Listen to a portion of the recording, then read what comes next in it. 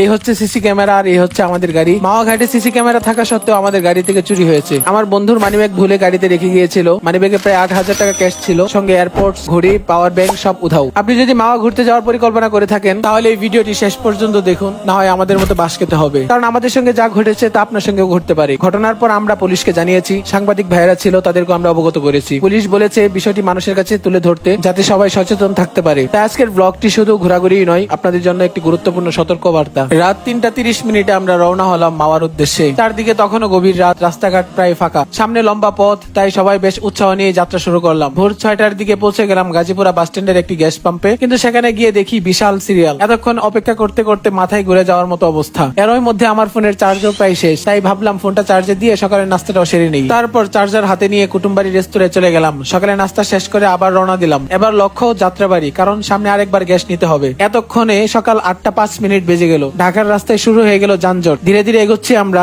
এমন সময় যাত্রাবাড়ি ফ্লাইওভারে উঠতে না উঠতেই আমাদের বিপত্তি ঘটে গেল। হঠাৎ গাড়ি নষ্ট। কোনো মতে ফ্লাইওভার পার হয়ে একজন মিস্ত্রি খুঁজে এনে গাড়িটা ঠিক করালাম। বাইরে প্রচন্ড গরম, যেন দাঁড়িয়ে থাকাই কষ্টকর। তবে একটা বিষয় না বললেই নয়, আজকের আকাশটা ছিল ভীষণ সুন্দর। সব ঝামেলা শেষে হামিদা পাম্প থেকে শেষবারের মতো গ্যাস নিলাম। এবার আর কোনো বিরতি নয়, সব প্রস্তুতি শেষ। সোজা রওনা দিলাম আমাদের আজকের গন্তব্য মাওয়া। গাড়িতে উঠতে আমাদের টিম মেম্বারের এক বড় ভাই আমাদেরকে ফোন দিল। সাধারণত আমরা কোথাও ঘুরতে গেলে সবাই একসঙ্গে যাই, কিন্তু এবার মাওয়া সফর এসেছিল না, তাই ভিডিও কলে একটু মজা করে আফসোস লাগাচ্ছিলাম। সত্যি বলতে মাওয়ার রাস্তাটা বাংলাদেশের সবচেয়ে সুন্দর সড়কগুলোর মধ্যে একটি। এত পরিষ্কার, এত গোছানো আর এত প্রশস্ত যে মনে হচ্ছিল দেশের ভিতরে বিদেশের ফিল। চারদিকে সবুজ, সামনে খোলা রাস্তা, একটু যানজট নেই। আমরা সবাই সেই সুন্দর দৃশ্যগুলোকে উপভোগ করছিলাম। এদিকে ভাতিজা দুষ্টামি করতে করতে ঘুমিয়ে পড়েছিল, কিন্তু যখন শুনলো আমরা মাওয়া চলে এসেছি তখন চটাৎ করে হাসি মারলো। হামিদা পাম্প থেকে প্রায় 45 মিনিট গাড়ি চালিয়ে আমরা পৌঁছে গেলাম পদ্মা সেতুর টোল প্লাজার সামনে। আমাদের উদ্দেশ্য যেহেতু ঘাটে যাওয়া, তাই সেতু পার না হয়ে সোজা চলে গেলাম মাওয়ার ঘাটের দিকে। দূর থেকে পদ্মা সেতু দেখবো, নদী দেখবো আর তাজা ইলিশ খাবো, এটাই ছিল আজকের পরিকল্পনা। ঘাটে পৌঁছে দেখি প্রচন্ড রোদ, তবে আকাশটা ছিল একদম নীল, চোখ জুড়িয়ে যাওয়ার মতো সুন্দর। গাড়ি পার্ক করে আমরা ছাতা নিয়ে টানাটানি শুরু করলাম। মানুষ বেশি, ছাতা মাত্র 2টা। এর মধ্যেই সামনে একটা মিসাইল দেখতে পেলাম। কাছে গিয়ে দেখি বাচ্চাদের খেলার জিনিস। তারপর আমরা নদীর পাড়ে গিয়ে অনেকক্ষণ বসে রইলাম। আজকের ওয়েদারটা এত সুন্দর ছিল যে সত্যি বলতে আমি প্রেমেই পড়ে গেলাম। পদ্মার বাতাস আর নীল আকাশ দুটো মিলে অসাধারণ একটি অনুভূতি। এরপর শুরু হলো তাজা ইলিশের খোঁজ, কিন্তু প্রায় সব জায়গাতেই বরফে সংরক্ষণ করা মাছ। আমরা চেয়েছিলাম একেবারে টাটকা ইলিশ খেতে। অনেক খোঁজাখুঁজির পর একটা হোটেল পেলাম। তারা জানালো সকালেই নাকি মাছ এসেছে। সব দিক বিবেচনা করে 1400 টাকায় 3টি ইলিশ নিলাম। মোটামুটি বড়ই ছিল। সবচেয়ে ভালো লেগেছে তাদের ব্যবহার, একদম আন্তরিক ছিল এবং ফ্রেন্ডলি।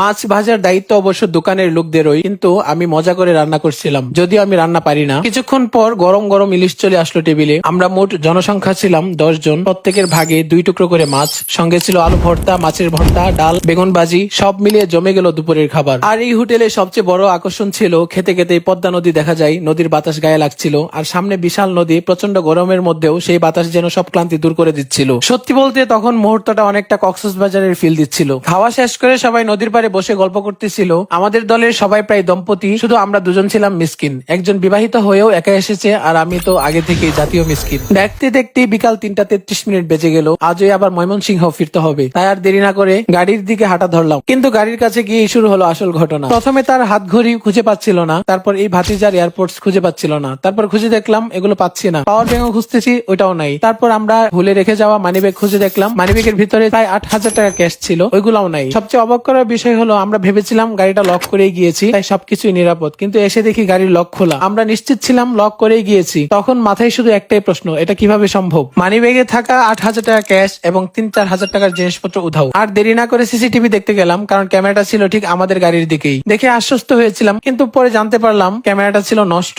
এরপর আশেপাশে অন্যান্য ক্যামেরা ফুটেজ দেখতে চাইলে আরো অবাক হলাম, সেগুলোর তার কাটা ছিল। তখন মনে হলো এগুলো যেন শুধু পর্যটকদের আশ্বস্ত করার জন্যই লাগানো, বাস্তবে কোনো নিরাপত্তাই নেই। তারপর আর দেরি না করে আমরা সরাসরি টুরিস্ট পুলিশের কাছে সাহায্য চাইলাম। এরপর টুরিস্ট পুলিশ আমাদের পাশের থানার নাম্বার দিয়ে সহযোগিতা করলেন। ফোন করার সঙ্গে সঙ্গে তারা বললেন, আপনারা ঘটনাস্থলেই থাকুন, আমরা এখনই আসছি। তাদের এই দ্রুত সারা সত্যি প্রশংসার দাবিদার। আমরা ঘটনাস্থলেই ছিলাম। কিছুক্ষণ পর স্টার নিউজের কয়েকজন সাংবাদিক ভাই এসে পুরো ঘটনাটি জানতে চাইলেন আমাদের কাছে। আমরা শুরু থেকে শেষ পর্যন্ত সবকিছুই খুলে বললাম। এরপর তারা দর্শকদের উদ্দেশ্যে কিছু বলতে বললে আমি বললাম, এটি একটি পর্যটক এলাকা, প্রতিদিন হাজার হাজার মানুষ পরিবার পরিজন নিয়ে ঘুরতে আসে। অথচ সবচেয়ে বড় দুঃখের বিষয় হলো পার্কিং এর জন্য টাকা নেওয়া হলেও পর্যটকদের নিরাপত্তার কোনো নিশ্চয়তা নেই। আমাদের কাছ থেকেও পার্কিং ফি নিয়েছিল। আমরা ভেবেছিলাম অন্তত গাড়িটা নিরাপদে থাকবে, সিসিটিভির আওতায় থাকবে, কিন্তু পরে জানতে পারলাম সেই নিরাপত্তা শুধু নামেই ছিল। হারানো টাকা বা জিনিসপত্র কম হোক বা বেশি হোক, সবচেয়ে বড় বিষয় হলো একজন পর্যটক যেন নিরাপদে ঘুরে আবার নিরাপদে বাড়ি ফিরতে পারেন। যদি সেই নিশ্চয়তা না থাকে তাহলে পার্কিং ফি নেওয়ার যৌক্তিকতা কোথায়? কথা শেষ হলে সাংবাদিক ভাইয়ারা বিদায় নিলেন। এরপর পুলিশ এসে পুরো ঘটনাস্থল ঘুরে দেখলেন। তারা যথাসাধ্য